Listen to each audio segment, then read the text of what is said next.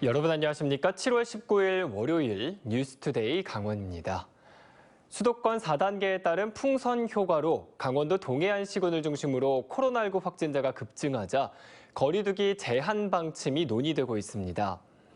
강원도에서는 3단계인 강릉을 제외하고 17개 시군의 거리두기가 2단계로 8인까지 사적 모임이 가능합니다.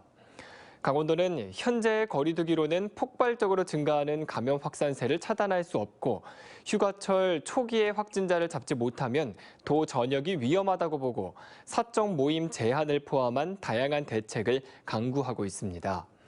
이에 따라 오늘 사적 모임 제한 등 새로운 코로나19 방역 대책을 발표할 예정입니다.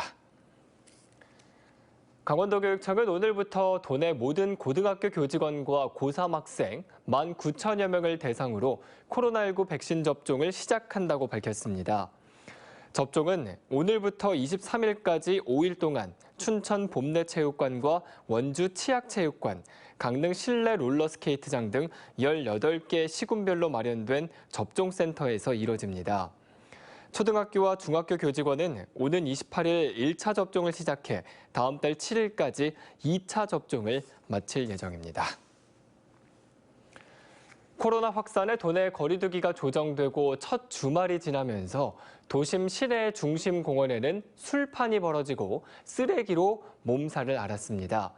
영업 제한 시간 이후 쉴 곳을 찾아 많은 인파들이 공원으로 몰렸기 때문인데요. 권기만 기자가 취재했습니다. 원주 단계택지에 있는 장미공원. 야외 무대가 쓰레기로 가득 찼습니다. 온갖 술병과 담배꽁초가 나뒹굽니다. 먹다 남은 과자와 음료, 치킨까지 밤사이 공원은 쓰레기장으로 변했습니다. 거리두기로 인한 영업 제한 시간 이후 갈 곳이 없어진 이들이 이곳 공원으로 와서 밤새 술판을 벌인 것으로 보입니다. 식당과 카페, 노래방 등의 영업이 밤 12시 이후 제한된 첫 주말밤 벌어진 일입니다. 인근 편의점 냉장고는 텅텅 비었고 소주는 한 병도 남지 않았습니다. 밤에 줄을 막 서가지고 사가신대요. 막 술하고 담배 이렇게 사가시는 분들이 많으신 것 같아요. 마스크 착용과 거리두기 등 기본적인 방역 지침도 지켜지지 않았지만 단속은 이뤄지지 않았고 미성년자들도 상당수 섞여 있었다는 것이 주민들의 이야기입니다. 와서 난장판을 죽여요. 술 먹고. 우리는 일반인이기 때문에 말려도 안 되고 경찰도 그런 거 담배 10대 애들이 어린애들이 담배 태우는 거 얘기해도 경찰도 왔다 그냥 가요. 단속이 안 돼요. 식당과 카페 문을 닫으니 사람들이 공원으로 몰려드는 상황. 거리두기 변화 이후 어느 정도 예상할 수 있었던 문제였지만 대비책은 없었습니다. MBC 뉴스 권기만입니다. 현장에 출동하는 경찰관들 상당수는 몸에 카메라를 지니고 있습니다. 일명 보디캠이라고 하는데 폭언이나 폭행을 비롯한 각종 범죄 현장에서 자신을 지키기 위해서입니다. 이 민생 현장 중심의 자치경찰제가 시행이 됐지만 아직도 일선 경찰들은 사비를 들여서 이 보디캠을 구매하고 있다고 합니다. 김상훈 기자가 취재했습니다. 경찰과 말다툼을 벌이다 갑자기 주먹을 휘두르는 남성부터 경찰의 뺨을 때리고 몸싸움을 벌이려는 취객까지. 지구대와 파출소에 근무하는 경찰들은 밤마다 취객의 난동에 시달리고 있습니다. 심하면 욕설을 듣고 폭행을 당하기도 합니다. 최근 공무집행 방해가 인정된 판결문입니다. 욕설을 하고 경찰의 눈을 발로 차 폭행한 사람, 경찰관 얼굴에 침을 뱉은 사람도 있습니다. 경찰들이 20~30만 원에 달하는 바디캠을 사비를 들여서라도 사는 이유입니다. 이게 있음으로써 그냥 심리적 안정도 좀 되는 것도 있고 그냥 혹시나 어떤 일이 벌어지면 이게 자료가 될 수 있으니까 경찰관 스스로를 보호하기 위해서 저는 샀거든요. 주치자나 폭력적 성향이 있는 사람에게 바디캠 사용을 고지하면 누그러지는 경향이 있고 실제 공무집행 방해까지 이어진 경우 바디캠 영상이 주요 증거로 활용되고 있습니다. 이 때문에 지구대와 파출소 근무자 10명 중 9명이 바디캠을 사비로 구입하고 있습니다. 반면 소방 구급대, 구조대원과 해양경찰은 별도 예산을 들여 지급하고 있습니다. 개인 사비로 이 바디캠을 지금 운영을 하고 있으니까 좀 통일된 하나의 정품 바디캠으로 보급을 해줬으면 이런 요구에도 사생활 침해와 영상 유출 우려 때문에 관련 법안이 국회 계류 중이어서 바디캠 정식 도입은 미뤄지고 있습니다. 자치경찰제가 전면 시행된 만큼 강원도 일선 경찰관들은 이참에 바디캠을 정식 보급해달라고 요구하고 있습니다. MBC 뉴스 김상훈입니다. 강원도 자치경찰위원회는 지난 1일부터 시행된 자치경찰제의 조기 정착과 목표로 세운 4만 운동을 확산시키기 위해 18개 시군을 돌며 협조를 구할 계획입니다.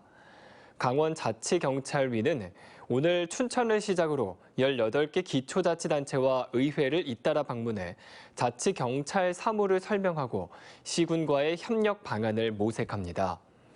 특히 환경은 안심, 교통은 안전, 생활은 안녕을 목표로 하는 4만 운동을 효율적으로 추진하기 위해 관련 조례 제정과 예산 지원을 당부할 방침입니다. 오는 20일부터 이틀 동안 춘천 커먼즈 필드에서 온 오프라인 일자리 박람회가 열립니다. 이번 박람회에는 춘천시 청년청과 여성인력개발센터 등 유관기관과 지역의 32개 기업이 참여하고 온라인 채용관과 오프라인 채용관이 동시에 마련됩니다. 온라인 채용관을 통해서는 화상 면접을 받을 수 있고 박람회장 안에서 취업 타로와 이미지 메이킹 등 다양한 행사도 열릴 예정입니다. 지난해 열린 박람회에서는 225명이 면접을 받았고 이 중 78명이 채용된 바 있습니다.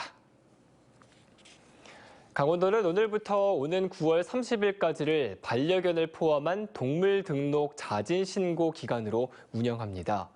동물보호법은 동물 소유권을 취득한 날이나 해당 동물이 2개월 된 날부터 30일 이내에 등록하도록 규정하고 있습니다.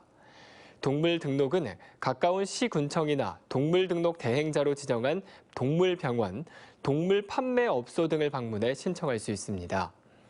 자진 신고 기간에 동물을 등록할 경우에는 미등록에 따른 과태료가 면제되지만 자진 신고 기간이 끝나는 10월 1일부터는 과태료 부과와 반려동물 놀이터 이용 등이 제한됩니다.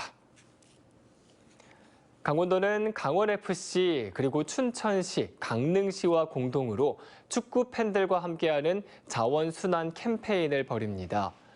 이번 캠페인은 오는 25일부터 연말까지 강원FC 홈경기가 열리는 날에 춘천 송암스포츠타운 주경기장과 강릉 종합운동장에서 진행됩니다. 홈경기 관람 때 축구 팬들이 투명 페트병을 모아오면 강원FC는 축구 팬들에게 페트병을 재활용해 만든 여행용 파우치를 증정하고 춘천시와 강릉시는 모은 페트병을 의류, 신발 등의 원료로 재활용합니다.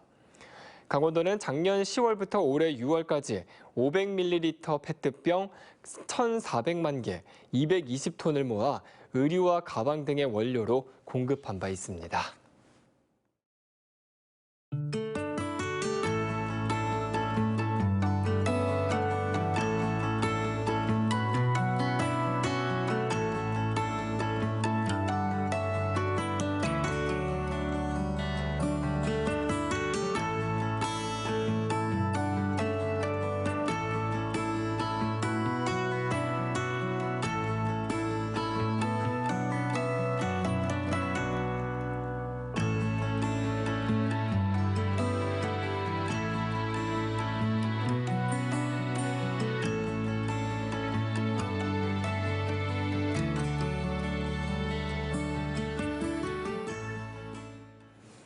지난 2월부터 6월까지 강원도 내에서는 월 평균 12건의 아동학대 사건이 발생했던 것으로 나타났습니다.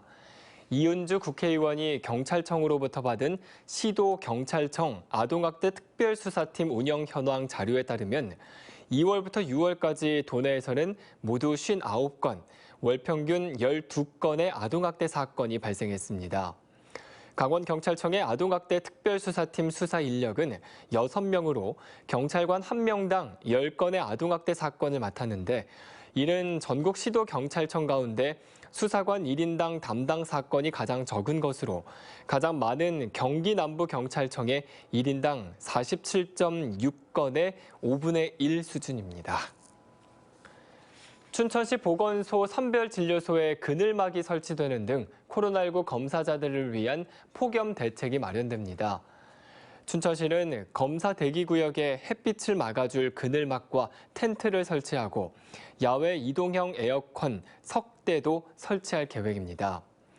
또 햇빛 방지용 부채를 제작해 검사를 받으러 온 시민들에게 나눠줄 예정입니다. 춘천시는 진료소 근무 직원들의 건강을 위해서도 아이스팩 조끼와 목걸이형 선풍기를 지급해 더위를 식힐 수 있도록 할 계획입니다. 이상으로 뉴스투데이 강원을 마칩니다. 시청해주신 여러분 고맙습니다.